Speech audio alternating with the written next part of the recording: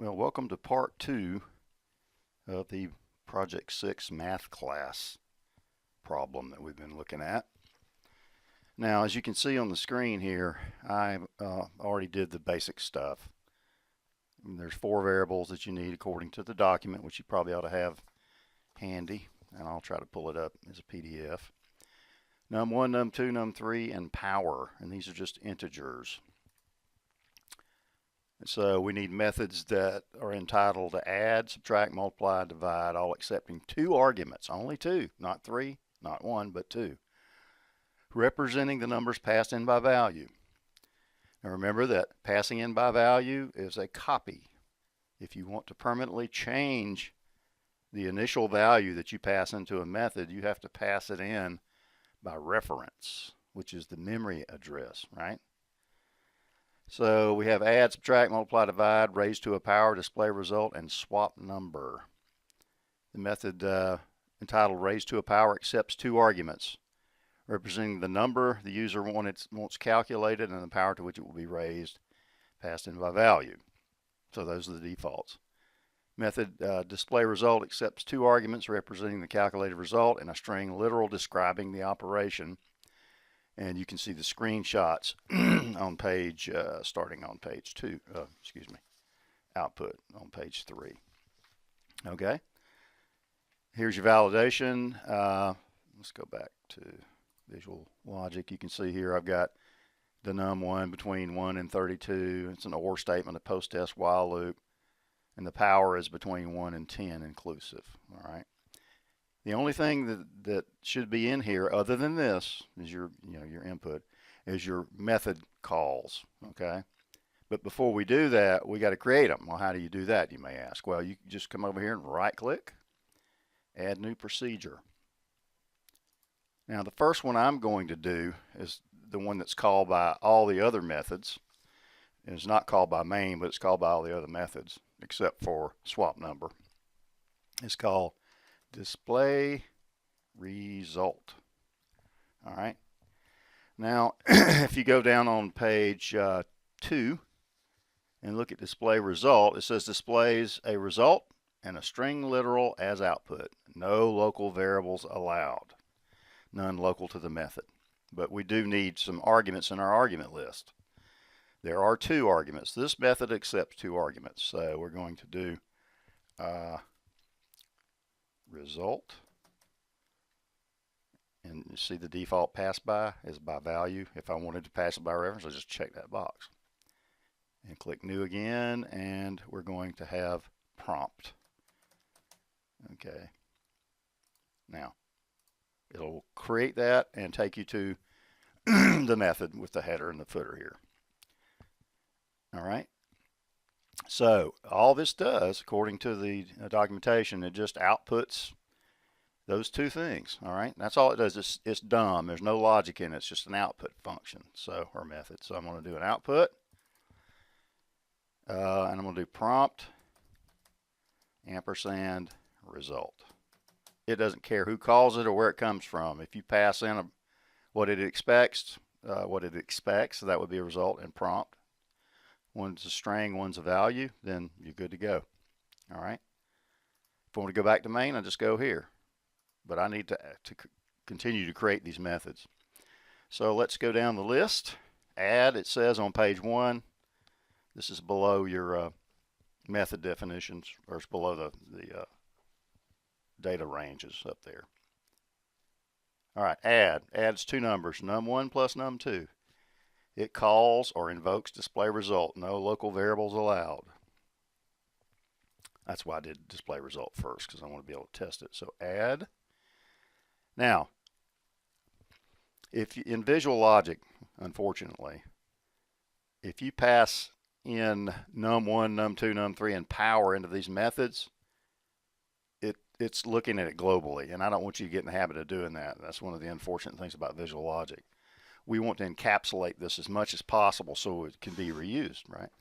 That's the whole point. So we're not going to use the same names, and I do not want you doing that either, okay? And there's a reason for that, and I just stated it. I want you to be able to see the scope of these variables. All right, so new, we're going to call this N1. Give it a different name. Even it's just a copy anyway, but because we're passing them in by value at this point. And N2. Okay, so those are our two, because we said add accepts two numbers, num1 plus num2, and then invokes display result. In other words, we're going to pass num1 and num2 into this method from main, but they're going to have copies of those values placed in these arguments N1 and N2. All right, so it takes us to the page. All right, so what do we do? Well, there's no local variable, so I can't say, result equals N1 plus N2. I can't do that because it says no local variables. Well, how are we going to do it? Well, let's see if we can figure this out. We want to call a procedure. We want to call display result from add, okay? So there it is. It puts the call in there. Now, if you double click on this, you have to tell it what you want to pass in, all right? Well, I can't add these together in a local variable, and I'm not going to let you do this. I don't want you doing anything like this either. N1 equals N1 plus N2. I don't want you to do that. All right. Well, you're probably asking me, how in the world are we going to do it? How are we going to pass it in? Well, because you can just pass in the expression. And what happens is sort of like an assignment operation. We've talked about that numerous times. If you have an expression, whether it be a logical expression, or some sort of mathematical expression, it's going to do all of that. It has to go down to one value because that's all it expects in result, right? So it's going to do the math and then pass it in. Neat trick, huh? All right, so what is the prompt for this? Addition result. That's going to be on page 3. Addition result, colon, space.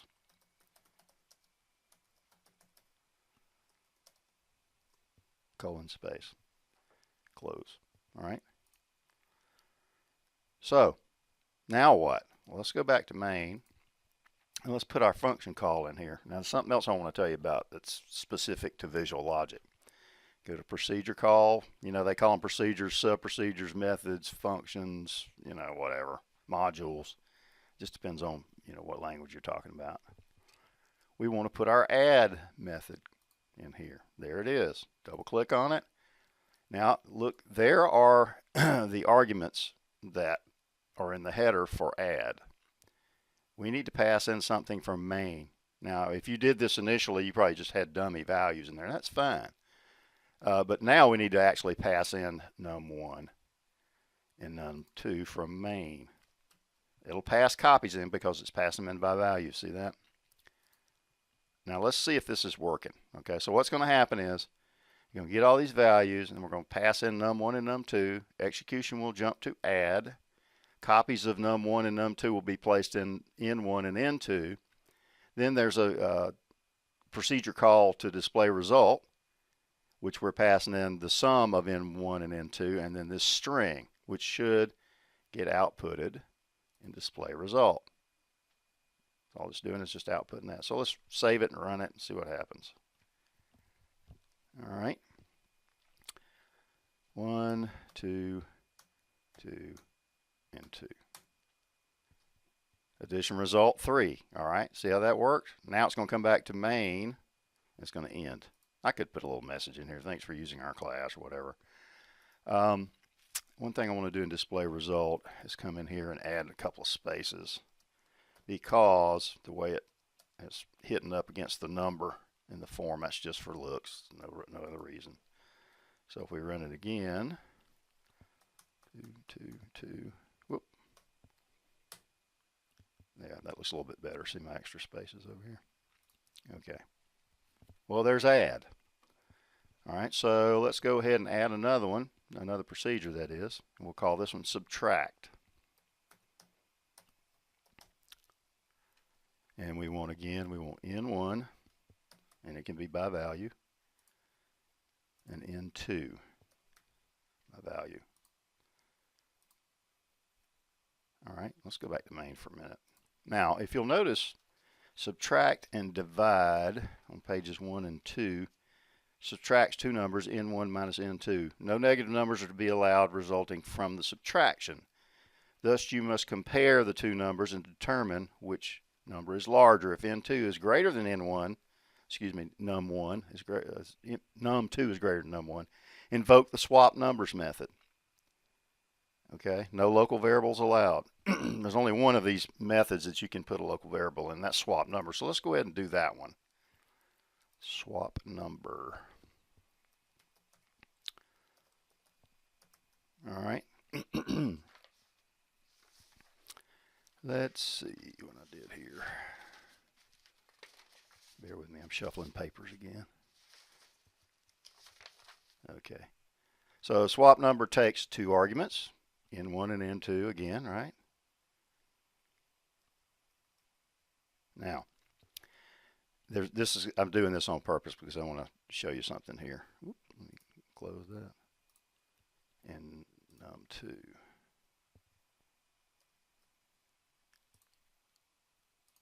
Okay, we'll come back to that in a minute. Let's go back to subtract. But what I was getting at a while ago is if I add subtracting, let's just do subtract. Let's add subtract, even though it's not finished yet. And I go back to subtract and I say, you know what? Well, let's go ahead and put num1 and num2 in here.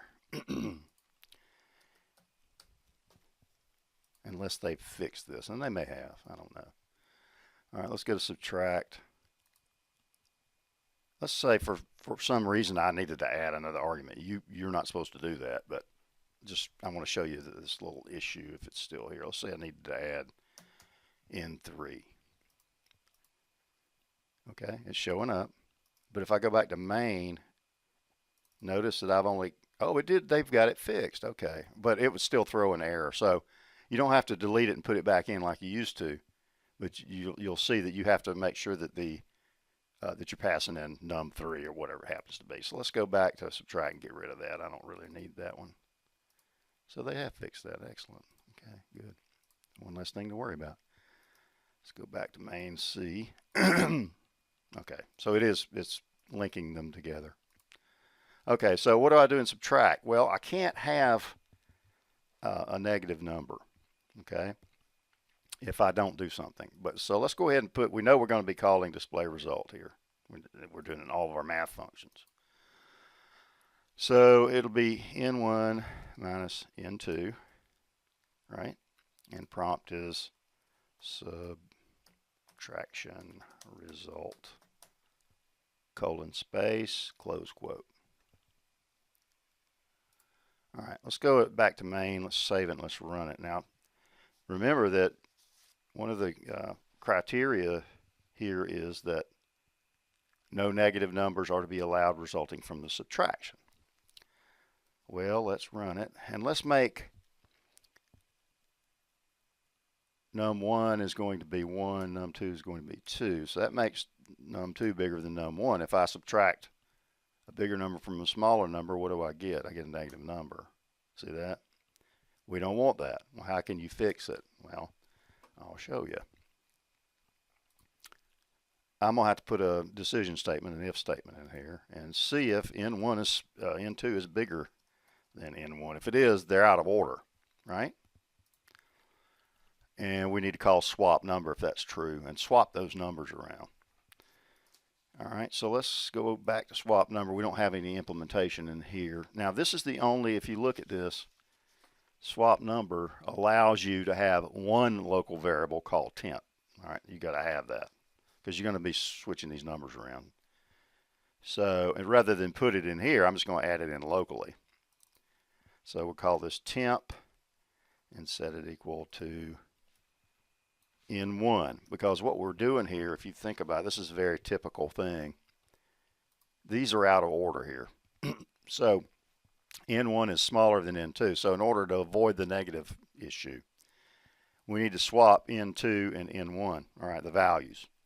So I'm going to go ahead and store n1, the smaller of the two, because it's supposed to be bigger, into temp. Then I'm going to assign n2 into n1. Now they're both equal. That's why we have to store in n1, because it's the smaller number. which should be an N2. So now N1 and N2 are equal, which we've just destroyed our number system here if I don't do something. So I stored the smaller number in temp, and N2 is supposed to hold that number, so N2 equals temp. And that's your number swap. Okay, that's how that works. All right, let's go, see that? Let's go back to subtract. And the same thing happens with the division method, all right? So if they're out of order, if N2 is bigger than N1, then we're going to call what? Swap number, okay? We're going to pass in N1 and N2. Now, there isn't something else that's going on here. Let's see if this works, okay? Go back to swap number and see if we got everything. Okay. Let's run it. 1, 2. That makes both of them workable. That means that N1 is smaller than N2 again. All right. Uh-oh, I still have a negative number. Why is that? Well, I'll show you why. When you pass between these, you have to pass everything by reference here. All right, I'll show you why. If you don't pass N1 and N2 by reference, they're only copies. So when it gets to swap number, it doesn't matter what you do in here to these. They're just copies. And as soon as this ends, you haven't impacted anything that you did in subtract. N1 and N2 is still the same because they're passed in as copies or by value, right? So here's what we need to do. Go in here, edit this. I just double clicked on it. Go to edit, and let's change this as pass by reference. That passes the memory address so that it's pointing to the same memory location as N1 and N2 in subtract. All right, that's the beauty of doing this. Now what we're doing is we're passing that memory address in, so whatever I do to these in here, and it doesn't really matter what their names are in here. It could be number 1 and number 2, but it would still be pointed to N1 and N2 in subtract. So now when I do this, it actually makes the change correctly. Now, you may say, well, since you've already called swap number in subtract and you call it before divide, why do you need to do it again? Well, because you may be reusing these, and there's no guarantee that they get called in the same order, so you might as well just go ahead and do it. Besides that, if they've been swapped once already, it won't call swap number again because then they'll be in order. So, all right, let's do 1, 2, 2, 2. These go away. All right, 3.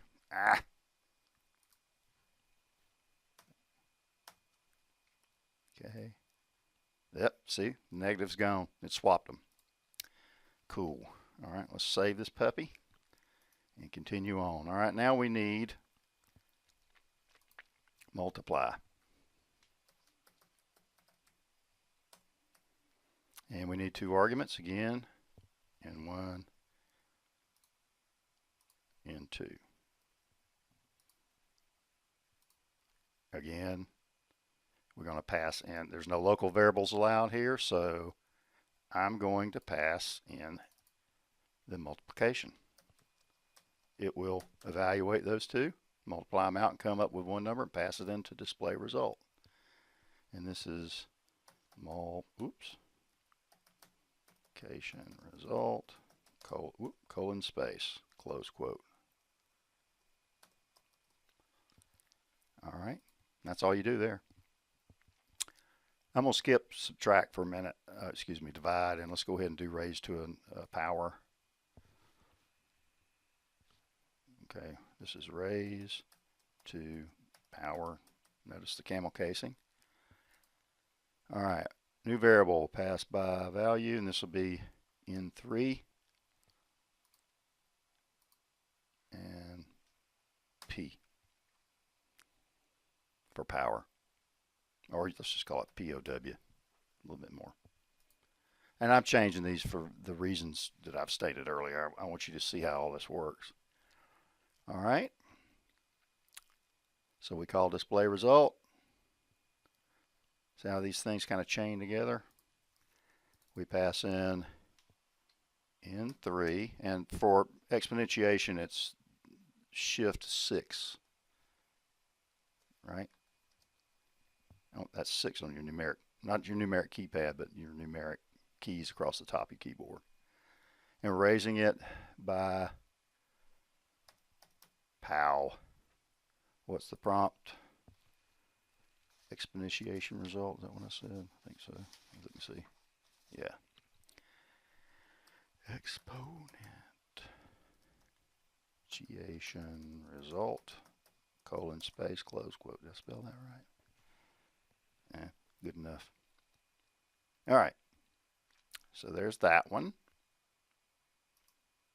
And then I think I got add, subtract, multiply, skip, divide, raise to a power. So now we need to do divide.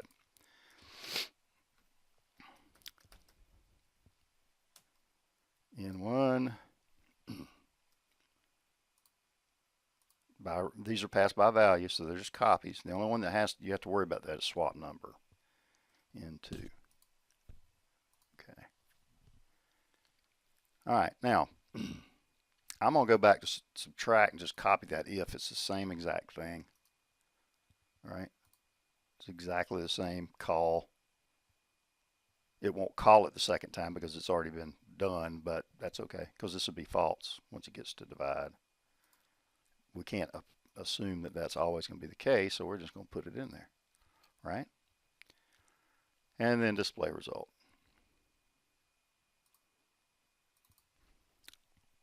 Okay, the result's going to be N1 divided by N2, and this would be division result, colon, space.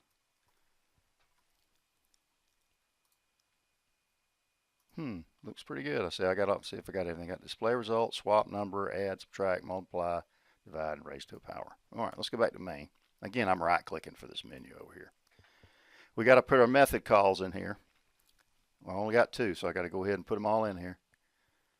If you forget to do that, you'll have issues. Nothing will happen. It won't do anything else.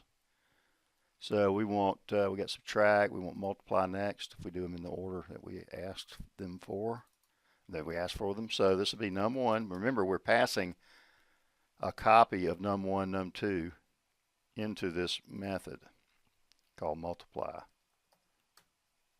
And again, all the specifics are in the document. I'm just kind of trying to make this as short as possible.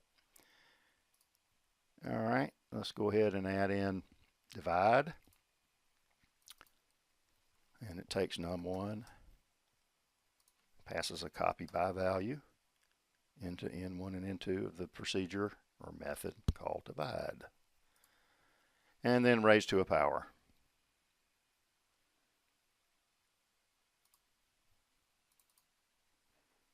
Now this takes in num3 and power. See, up here at the top. Those are the values that we're passing in. Assuming I didn't do anything stupid, which is, you shouldn't assume that in my case. But let's just humor me for a minute and run it, save it and run it and see what we get. Let's use 1. And I'm using 1 and 2 for num1 and num2 because it'll swap those. It'll have to swap them. And with divide, you wouldn't get a negative number. You get something less than 1, which I think I said we couldn't let that happen. Yeah, no results less than 1 are allowed from resulting division. This is on page 2 in the divide description. All right, so it basically does the same thing as, okay, 2, 2, and 2. Okay, so 1 plus 2 is 3.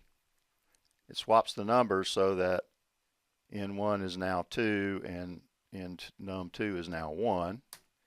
So 2 minus 1 is 1. So it is swapping the numbers. Otherwise, you get that negative 1 there. 1 times 2 is 2. Division result, it's swapping the numbers again. 2 divided by 1 is what? 2, I hope. Exponentiation, 2 raised to the power of 2 is 4. And that's it.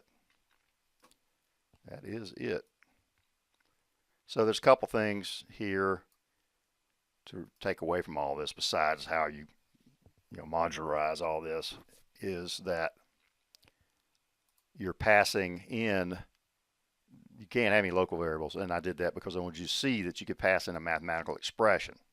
Most people would be probably want to come in here and say, oh, I need a local variable called sum, and then sum equals n1 plus n2, and then here I pass in sum. But since I forbade that, this is the way you got to do it. Because you can't do n1 equals n1 plus n2. I'm just making you look at this. That's the only reason I did it. I mean, you didn't have to do it this way. But it does have to get resolved because it can only accept one value, so it will do the math before it passes it in. All right. And the other thing was swap number. Okay. If we did not pass these in by reference as the memory address pointing to N1 and N2 in the caller, which in this case would be subtract and divide and or divide, then this wouldn't work. Okay. We'd have the same issue right here. All right. I believe that's it. Can't think of anything else, so I'll see you in class later.